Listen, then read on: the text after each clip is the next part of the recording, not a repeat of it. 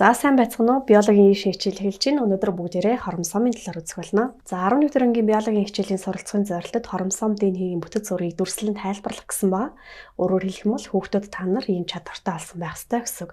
За өнөөдөр бол бид нар хоромсоомын талаар тасалж аваад үзэж байгаа. Дараагийн хичээлдэр ДНХ-ийн бүтэцийн талаар үзнэ. Хоромсоомын энд игнүүлсэн юм зураг харагдаж байна. Энийг бол кариотип гэдэг. Тэгэхээр тоо хэмжээ хэлбэр бүтцийн онцлогийг эндээс бид нар харж болдог гэсэн үг. За тэгээд нарийн сарах юм бол эхний хоромсоом нь хосоороо, 2 дахь нь хосоороо, 3 дахь нь хосоороо гэх мэтчлэнгээр дандаа хослуулж тавьсан байна.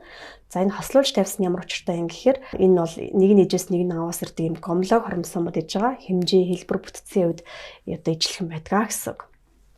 За тэгээд энэ дээр нэг хүний кариотип харагдаж байна. За тэгэхээр эхний 22 хосыг нь бол биений хоромсоом буюу аутосом гэж нэрлээд 23 дахь хос хоромсоомыг нь бол бэлгийн хоромсоом буюу геносом гэж нэрлэдэг. Энэ дээр бол эрэгтэй хүний хоромсоом харагдаж байна. Ягаад гэвэл бэлгийн хоромсоомдоо Y-ийг агуулсан байна тийм үү? Эмэгтэйс нь бол XX ах байсан. За хоромсоом нь бол ер нь хоромо гэдэг нь будагдсан гэсэн утгатай, сомо гэдэг нь бие гэсэн үг. 1888 онд Вольтер гэдэг хүн анх нээсэн байна. За тэгээд хоромсоом маань нэг ийм дан юм бүтцтэй гэж байгаа. Эсийн хуваагдлын үед ДНХ нийлэгчэхэд ийм хоёр биеийнтэй адилхан юм хичтэй орматидтай болоод тэгээд эс хуваагдахад хоёр эс рүү нэг нэгээр очтгоо гэсэн үг. За тэгээд энэ хичтэй орматидын нийлдэг эсгүүд энэ бол бид нар центромер гэж нэрлэж байгаа. За энэ нь бол эсийн хуваагдлын хоромсоомын төлөв хөдөлгөөний хангах үүрэгтэй байх нь. Гэхдээ энэ дэр бол генүүд байхгүй. За түүнээс гадна теломер гэж бас бүтц байгаа. Энэ зурган дээр харах юм бол нөгөө хичтэй хорматидуудынхаа энэ юун дээр үзүүр дээр нь арилж байгаа.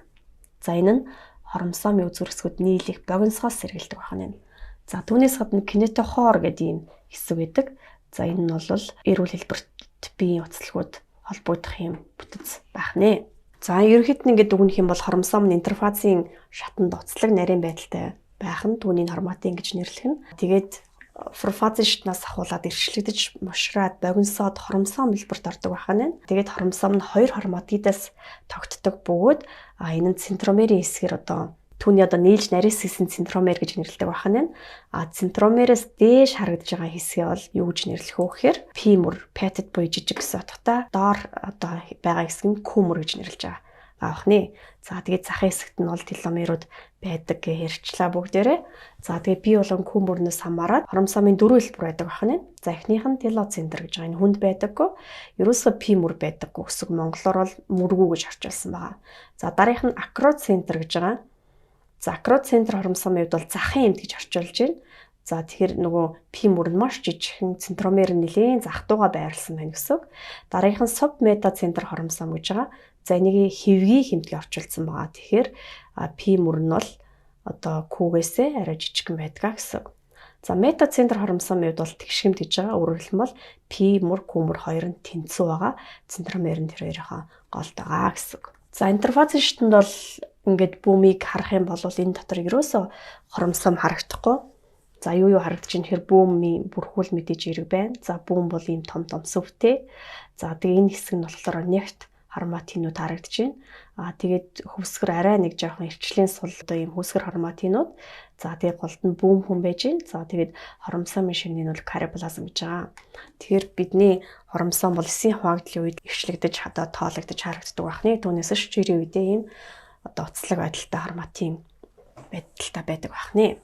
За сая бол нефт болон хөвсгөр хорматин гэж гарч ирлээ. Тэгэхээр нефтийн бол гетерохорматин гэж байгаа.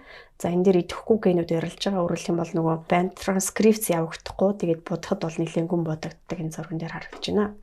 Харин нөгөө хөвсгөр хорматинууд болохоор аюу хорматин гэж байгаа. Илүү идэвхтэй транскрипц явагдаад эндээс уураг нийлэгч нэгсэг жоохон сул бодогддог байна. За хорматины бүтцийг наваад үзэх юм бол 40% ДНХ хийдэг. За үлдсэн 60% нь яасан гэхээр уураг гэдэг байна. За тэгээ уургийн ихэнх нь бол гистоны уурагуд байж байгаа. Гистоны уургийг ДНХ-ийн уцтлаг ороогоод хорматин байдалтай байгаа гэсэн үг. Тэгээд эрчлийн сул лэж болно, эсвэл арай нягтэж болдог гэж түрүүн үзлээ. За түүнээс гадна баг зэрэг РНХ, липид, боли, сахар, металлын хүмүүс байдаг байна. За ингэж уургуудыг ороосноороо 7000-аас 100000 дахин богиносож чаддаг байна. За ингээд ДНХ болвол энэ хорматины найрлаганд ордог талаар бүгдээрээ үзлээ. Тэгэхээр ДНХ-ийн тодорхой хэсгийг бид нар ген гэж нэрлэдэг байгаа. Тэгээ хүнд бол нэг 40 мянган ген байдгаас хүний геном цэцлээс гарч ирсэн. Нэг хүнд бол 20-с 25 мянган ген агуулгаддаг байх нэ. За ингээд өнөөдрийн хичээл дуслаа. Дараагийн хичээлээр бүгдээрээ уулзцгаая.